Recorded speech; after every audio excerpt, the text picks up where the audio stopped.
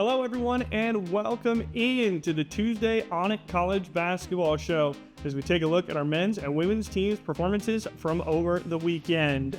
Before we begin, please do hit that subscribe button if you haven't already. It really helps us out here on the channel, and you get to see more college basketball coverage if you do become a subscriber. So if that's what you like, make sure you hit that button if you enjoy the content. And if you stick around to the end of the video, we'll show you how you and your ONIT cards can get involved.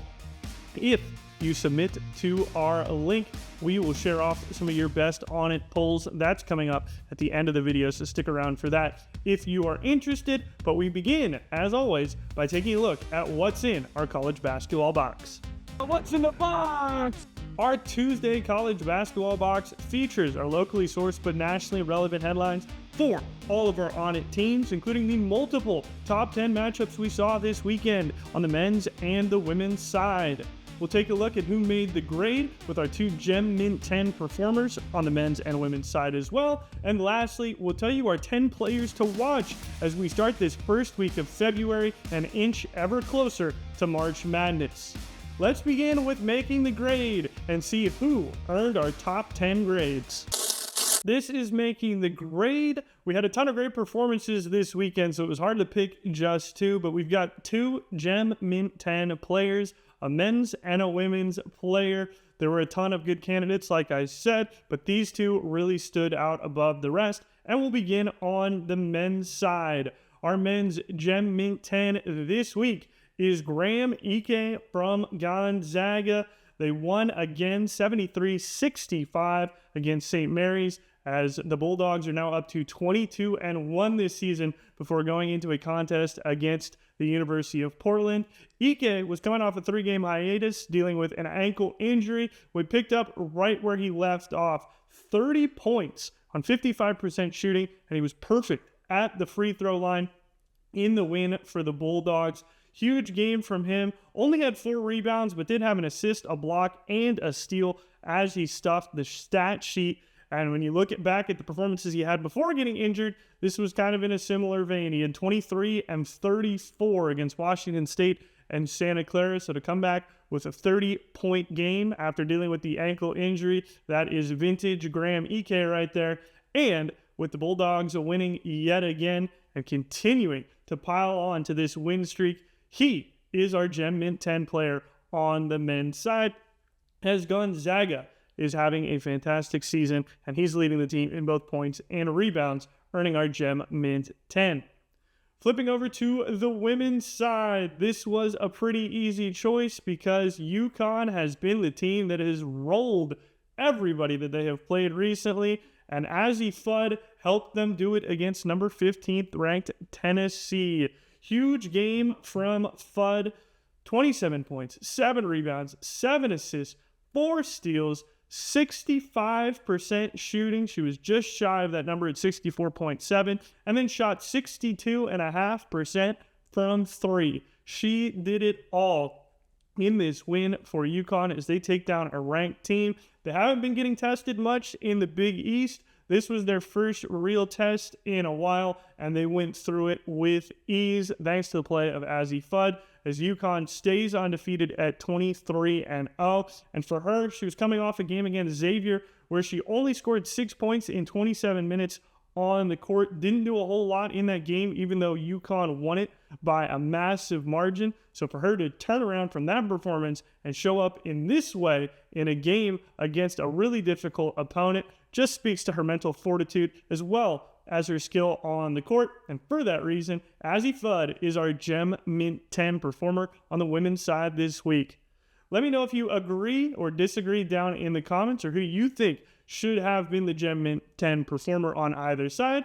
But for now, let's take a look at our men's teams and how their schedules look this week. Here's what our men's teams are getting up to this week. We've got an ONIT versus ONIT matchup between number 2 Michigan, now 20-1 on the year after taking down number 7 Michigan State 83-71. Big win on the road for the Wolverines in East Lansing. And now they get a Penn State team who's coming off a 77-75 win against Minnesota. The first Big Ten win of the year for Penn State. Not going to be an easy matchup whatsoever for the Nittany Lions. Michigan is clearly the second best team in the country right now behind Arizona. So we'll see how this one plays out in the Big Ten, but it's the top team in the Big Ten versus one of the lowest teams in the Big Ten in terms of conference standings. So Michigan should not have any problems here, but that's why they play the game. So we'll see how this goes on February the 5th. Then, number 3, Uconn. After a win over Creighton, 21-1, they get Xavier tonight. Again, for Uconn, pretty easy Big East schedule. The Big East is not nearly as strong as in years past, so we'll see if Uconn can get past Xavier in the same way they did against Creighton, beat them by nearly 30 points. Number 6, Gonzaga took care of one of their biggest rivals in the West Coast Conference, beating St. Mary's 73-65. Graham Ike on return from injury with 30 points. That's why he's our Gem Mint 10 Performer of the Week. They'll be at Portland on February 4th. Another game in the WCC for the Zags. Then, next up, number 12, Purdue stays in place, 18-4. Stopped that 3-game skid by beating Maryland 93-63. They will stay home, take on Oregon. They're off this week. They'll play this weekend on the 7th. While Ohio State, fresh off their loss on the road at Wisconsin, will go to Maryland on February 5th. It was a 92-82 loss for the Buckeyes as they continue to try to tread water there in the Big Ten Conference. 14-7 on the year. It's a really deep basketball conference, is the Big Ten. And Ohio State's trying to figure out a way to claw their way into a better tournament position when it comes to the conference tournament, because right now it looks like that might be the Buckeyes' only hope of getting into the NCAA tournament. Taking a look at number 9, Nebraska. Back-to-back losses for the previously undefeated Cornhuskers. Illinois is a really good basketball team, and Nebraska found that out. 78-69, they lose to Illinois. Compounding that with the Michigan loss sees them drop from number 5 in the rankings down to number 9, but things do get a little bit easier for them now as they will go to Rutgers on the 7th. So a couple of days off for Nebraska to get right again. They do stay inside the top 10, and an opportunity to start climbing once again will be available for them on the road at Rutgers. Then UCLA, 15-7 so far this year. Another loss for the Bruins, just really a team that cannot be consistent this year for whatever reason. 98-97 double overtime loss at home against Indiana. Not ideal for the Bruins. This team has just yo-yoed back and forth from beating some elite teams to losing some head scratchers. That has been the season for UCLA. They're 15-7 now, and they get Rutgers tonight as they try to get back to their winning ways.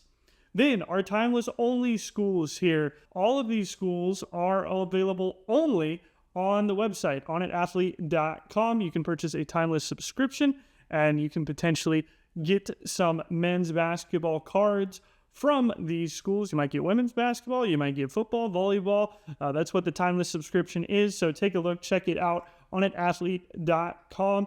First team we're looking at timeless only is Arkansas. 16-6. They're down to number 21 after losing to Kentucky. Big time blow for the Razorbacks there in the SEC title race. 85-77. They did not expect to drop that game, especially at home against the Wildcats, but as it is, Arkansas falls down 6 spots for the loss. Now they'll be on the road at Mississippi State on the 7th as they try to bounce back from a loss. Also in the SEC, Auburn, another timeless only school, 14-8. They were heating up just a few moments ago. Now all of a sudden they lose on the road to Tennessee, 77-69. It's just been a story for a lot of these teams this year. A lack of consistency for teams outside really the top 10 in the country. Outside of all those teams, nobody else has really been ultra consistent. We see that here with Auburn. Got some nice wins together. Head-scratching loss at Tennessee. They'll get Alabama on the 7th. Alabama just fell out of the polls because they can't keep their consistency together. So who knows what's going to happen in that game. But definitely want to keep an eye on for both of those teams at large tournament hopes. Then, more timeless only squads. We have 2 schools from Texas. The Longhorns are 13-9 after a 79-69 win over Oklahoma. They get South Carolina tonight in another SEC matchup. Texas trying to improve to 14-9. Their bubble hopes seem slim at the moment, but you do play a lot of good teams in the SEC. So a couple more wins for Texas who knows what position they might be in come March. And then for Texas A&M, they're currently one of the best teams in the SEC, 17-4, just won at Georgia, 92-77. They will be on the road at Alabama on the 4th. So Alabama is going to see two of our ONIT schools here this week. Texas A&M can get a win against Alabama. It would be really good for them in terms of cementing their role kind of at the top of the SEC conference. Florida's breathing down their neck. A lot of people think that the Gators are the best team in the conference. A lot of people are calling them national championship, not favorites, but a lot of people think for some reason that Florida is going to make it to the tournament final, even though the tournament hasn't started yet. I'm talking about the NCAA tournament, not just the SEC tournament. So don't know where that narrative is really coming from or how it's being spun about. But Texas A&M is a top dog in the SEC. It's them in Florida for sure. So if Texas A&M can knock off Alabama, then we'll see where we're at there. Obviously, Arkansas is in the mix too. So a lot of stuff going on in the SEC basketball related this year. Texas A&M, though, gets Alabama on the 4th.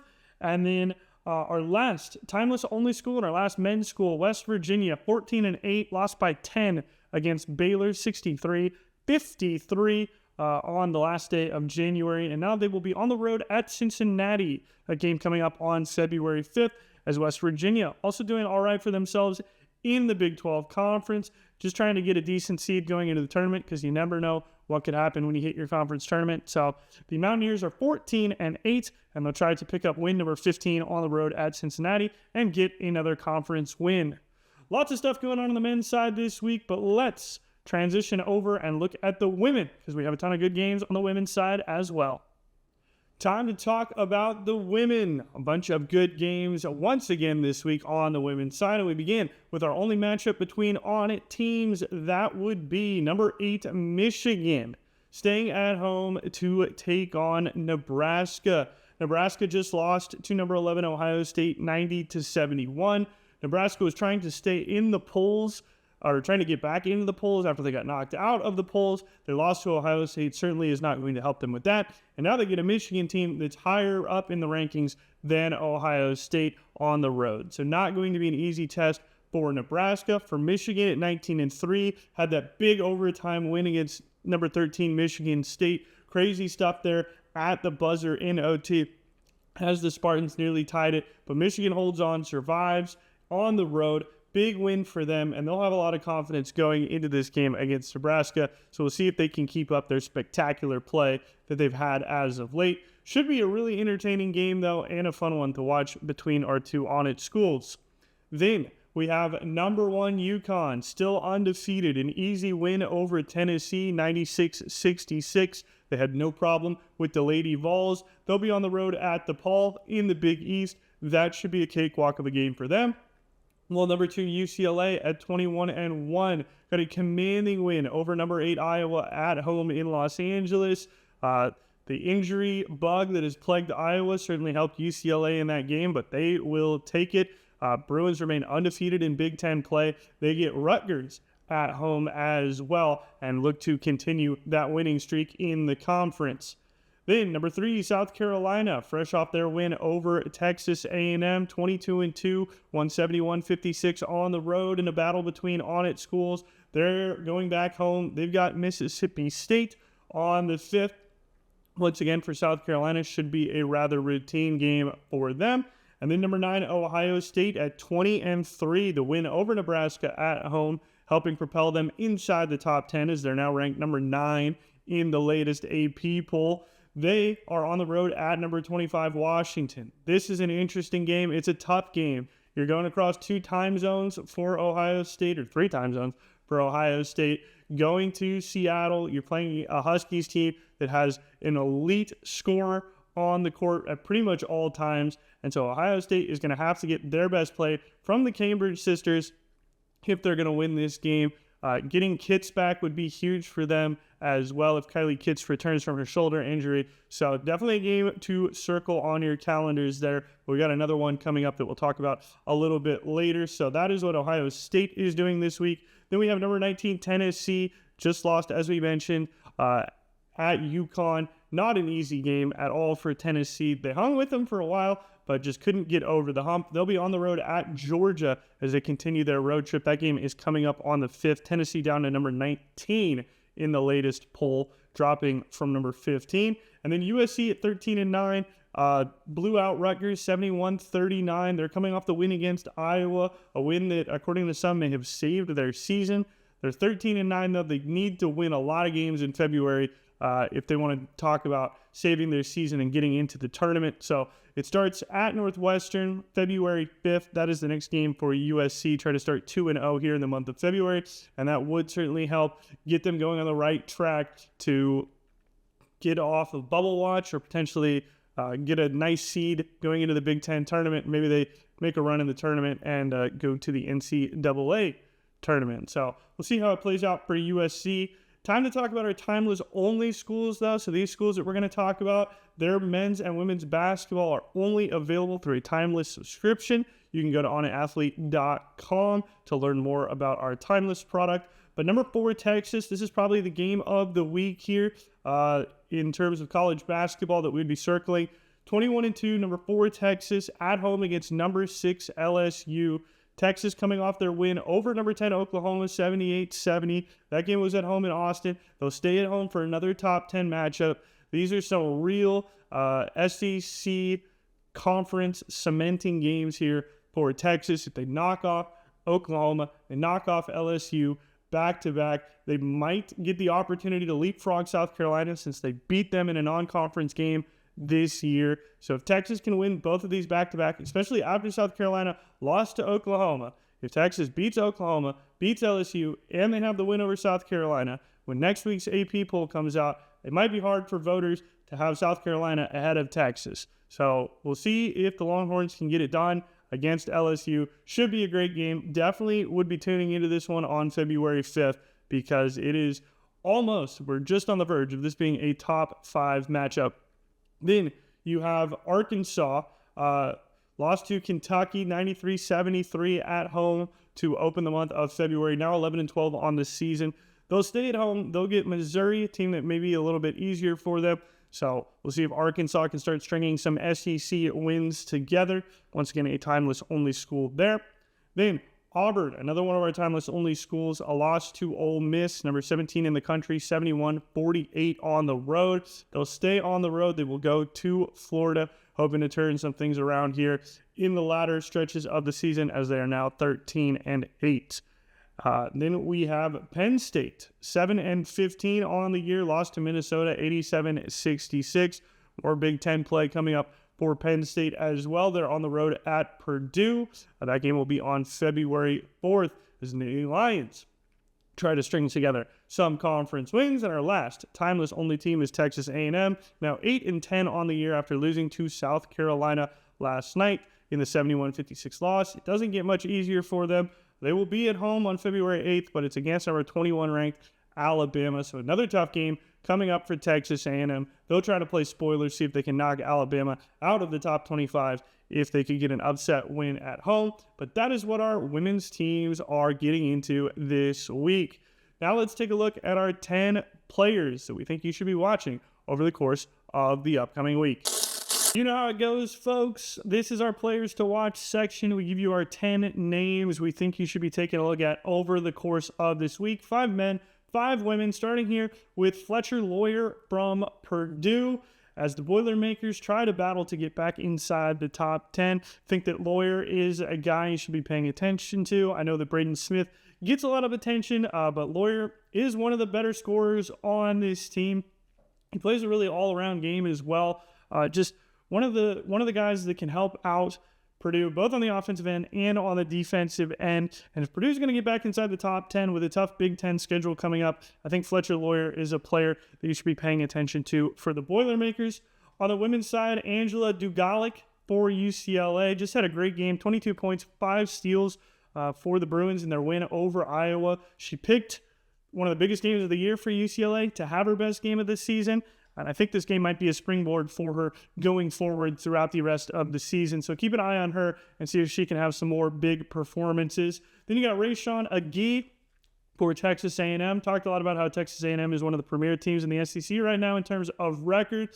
He's the guy who has been getting it done for them, leads the team in points per game. And this is a Texas A&M team that doesn't score a whole lot. They really clamp you down on defense. And so as a two-way player, he's just one of the guys that provides offense and defense for A&M. Is their whole goal to win games is to keep opponents scoring a lot less points than usual. So his play on both ends makes him a fearsome factor for the Aggies, and one of the reasons that I think you should keep an eye on him this week. Then we have Kylie Kitts from Ohio State. Sounds like she might be back from her shoulder injury for their next game. That would be a huge pickup because without her, Ohio State has had to transition to more of a small ball lineup.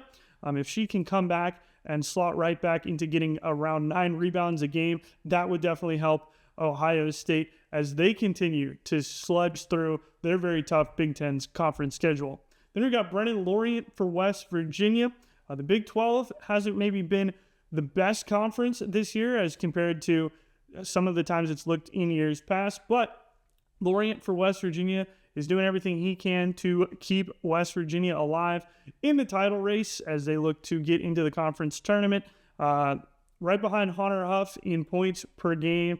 Just really, like a lot of these other players, doing everything he can for West Virginia. Offense, defense, hustle plays. I like his game a lot, so keep an eye on him for the Mountaineers. Then Sarah Strong, we've talked about her a couple of times on this channel. There's not much to be said about how good she is.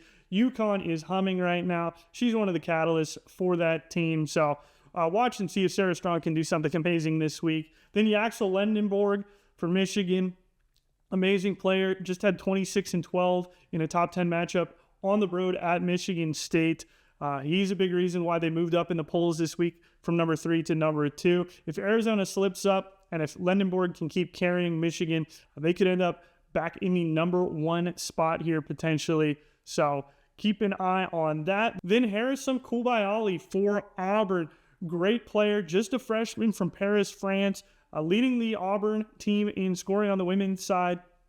Like her game a lot, and she is one of the players who I think could take a big jump from this year to next year as she goes down the home stretch, the final month of her freshman season. Her game has improved already so much from where we started the year to now. And I want to see if she takes a bigger leap here over the month of February and into March. So she's one I've got my eyes on. Caden Mingo just won the game for Penn State, their first Big Ten win, as he made a buzzer-beating shot with 1 second left for the Nittany Lions to earn them their first Big Ten win. Let's see if he can carry over some of that confidence and momentum into their matchup against Michigan. And then lastly, Talia Jones for Arkansas, their leading scorer, as Arkansas looks to get some wins strung together in SEC play. She's going to be one of the players that matters the most if that's going to happen for Arkansas as they try to move up the standings in the final month of the season. Those are my 10 players I think you should be watching this week and really throughout the rest of the season. Let me know who you think is going to be the most impactful for their team here as we get into crunch time. Hope you enjoyed watching the video. Thanks so much for tuning in. And if you made it this far and you have some ONIT polls that you want to share with anybody, let us know by including them at the link below or going to the link in the description. You can submit your ONIT hits, whether it's a photo of your card, a poll of you actually opening it through a video and reacting. Either way, we'd love to see your cards get shared with us. So you can do that by using the link in the description, onitathlete.com/highlights. That's all the time we have for this week. Thank you so much for watching, everybody. If you enjoyed the content, please do subscribe, and we will see you on Friday for another edition of ONIT College Basketball.